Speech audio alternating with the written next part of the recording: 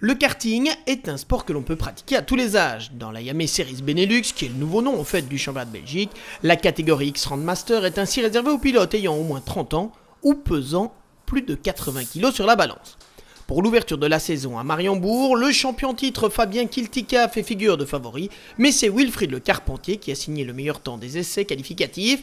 Sous la pluie, le Français s'est montré plus rapide que Justin Bonnès, Fabien Kiltika étant quant à lui au 3e rang devant le Français David Chenillot. Lors des manches qualificatives, Wilfried Le Carpentier a pu profiter de sa pole position pour s'élancer en tête, mais il n'a jamais pu résister très longtemps à un Fabien Kiltika décidément dominateur.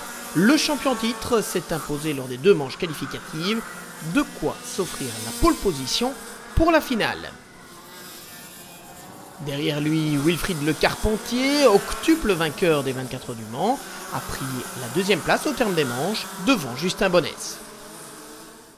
Sur la grille de départ de la finale, on retrouve donc Fabien Kiltika en pôle et son rival français Wilfried Le Carpentier à ses côtés.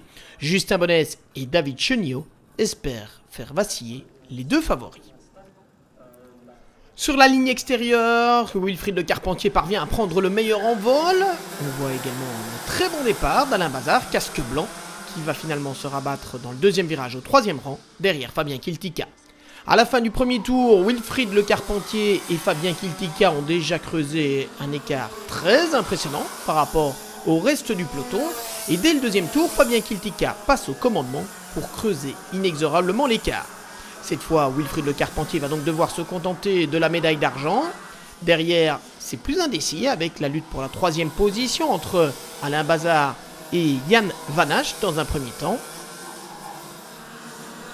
Ces deux-là étant plus tard rejoint par David Chenillot, Jan Van Hache qui sera pénalisé après l'arrivée pour un spoiler d'éclipsé. C'est donc David Chenillot, numéro 475, qui hérite de la plus petite marche du podium, devançant au final Justin Bonnès.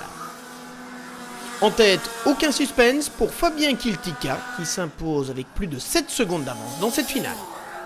On attendait quand même pas mal de résistance vu qu'il y avait le championnat d'Europe dans 2 semaines. Wilfried, c'était un gros client et voilà, on a réussi à gagner la finale et, avec une belle avance. Donc voilà, je suis vraiment content, le team a travaillé comme il fallait. Mécano, pilote, team, tout était réuni pour faire une belle course et ça s'est concrétisé.